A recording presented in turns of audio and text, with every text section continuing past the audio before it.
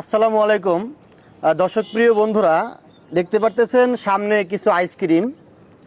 যার সামনে এই ভিডিওটা যাবে এক সেকেন্ড দেরি করবেন না, কারণ যাওয়া মাত্রই এই ভিডিওটা আপনাকে শেয়ার করতে হবে। আপনি কেন শেয়ার করবেন? এই আইসক্রিমটার দাম হচ্ছে 5 টাকা। কাকা, এই আইসক্রিমের দাম কত বাবা? 5 টাকা।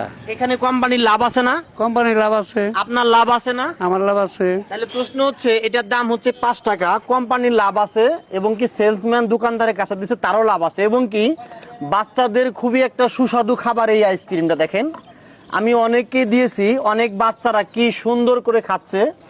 বাবু, তোমার কাছে আসো তো, একটু একটু জিবলা বের করো তো, একটু কাছে নিয়ে আসো তো, কাছে নিয়ে আসো।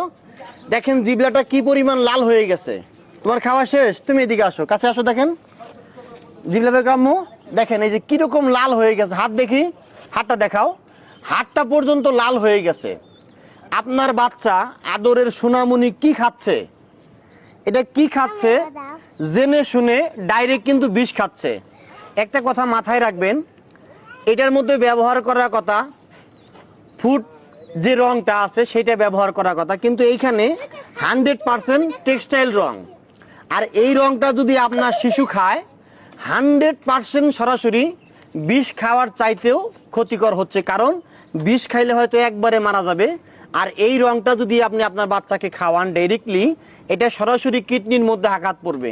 আজকে কালকে পরশুদিন নিয়মিত এইভাবে যদি আপনার বাচ্চাকে আপনারা এরকম ধরনের আইসক্রিম খাওয়ান, দেখেন এই যে আমার হাতে একটু লাগছে তো লাল হয়ে গেছে, এটা কিন্তু ডাইরেক্ট রং।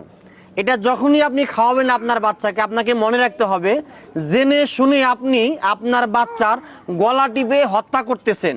একটা কথা মাথায় রাখবেন, এরকম ধরনের খাবার যদি আপনার বাচ্চা